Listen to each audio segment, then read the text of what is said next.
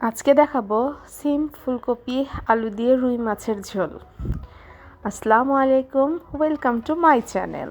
কেমন আছেন আপনারা? আমি আল্লাহর রহমতে ভালো আছি। এখানে আলু, ফুলকপি, বেগুন, সিম কেটে নিয়েছি এবং ধনিয়া পাতা এবং টমেটো কেটে নিয়ে এখন এটা ধুয়ে নিচ্ছি।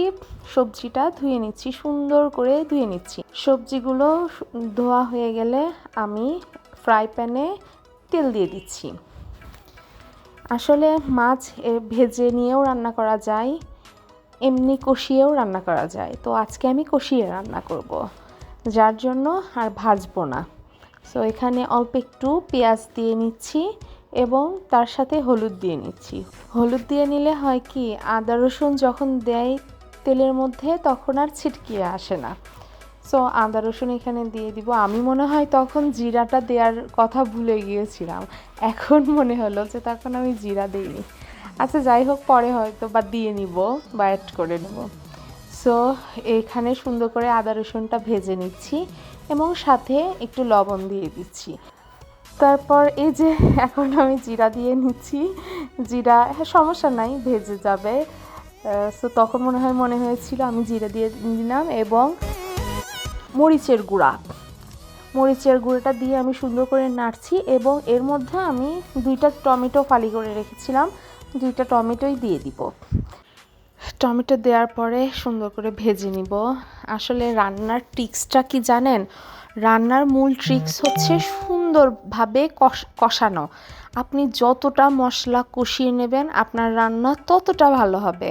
আর যখন দেখবেন আপনার মশলা কষা কম হচ্ছে, আপনি কম কষিয়ে নিচ্ছেন, কম ভেজে নিচ্ছেন, তাহলে দেখবেন আপনার রান্নাটা ততটা টেস্টি হবে না। তো আমি এই যে সামান্য পরিমাণ একটু পানি দিয়ে দিয়েছি। দেওয়ার পরে যখন আমি দেখলাম যে টমেটোটা সিদ্ধ হয়ে আসছে, তখন পানি দিয়েছিলাম একটু এবং তার মধ্যে এই যে মাছ দিয়ে দিলাম। এটা কিন্তু আমি ভাজিনি, বলেছিলাম আজকে ভাজা ছাড়া রান্না করব, কষিয়ে কষিয়ে। সো এখানে হালকা একটু পানি দিব আর টমেটো এবং মাছটা সুন্দরভাবে কষিয়ে নিব।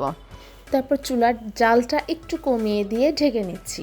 আবার কিছুক্ষণ পর আবার দেখছি কি অবস্থা। তো এই দেখেন সুন্দর একটা কালার আসছে, টমেটোটাও গলিয়ে গেছে আর মাছটাও সুন্দরভাবে কুকড হয়ে গেছে। এবার মাছগুলো উঠিয়ে নিয়ে টমেটোর গ্রেভির মধ্যে ওই যে সবজিগুলো ধুয়ে রেখেছিলাম সেই সবজিগুলো দিয়ে দিব।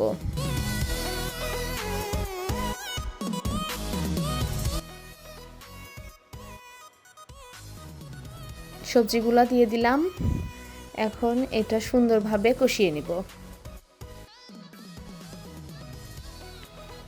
সুন্দরভাবে কষিয়ে নেওয়ার পর এখানে পানি দিব এবং পানিটা কিন্তু অবশ্যই গরম পানি ইউজ করবেন। আমি বারবার বলি, গরম পানি ইউজ করলে খাবারের টেস্ট অনেক অনেক বেড়ে যায়। তারপর ফুটিয়ে উঠলে এখানে আমি মাছগুলো দিয়ে দিব এবং মাছগুলো যখন দিয়ে দিব সুন্দরভাবে দিয়ে দিব। দেখেন আমার কিন্তু একটা ফুলকপিও ভেঙে যায়নি এবং ওপর থেকে কিছু ধনিয়া পাতা দিয়ে দিলাম এবং ঢেকে দিব। এখন ঢেকে দেওয়ার পর এই যে ফাইনাল লুক এটাই। একটা ফুলকপিও ভেঙে যায়নি, আলুও ভেঙে যায়নি, সিমগুলো গোটা গোটা রয়েছে এবং টেস্ট তো অসাধারণ হয়েছে মাশাল্লাহ।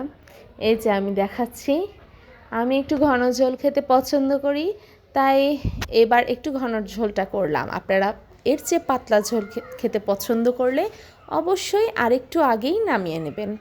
এই যে আমার ফাইনাল লুক। আরও মজাদার খাবার দেখতে চাইলে লাইক, ফলো, শেয়ার দিয়ে সাথেই থাকুন। আল্লাহ হাফিজ।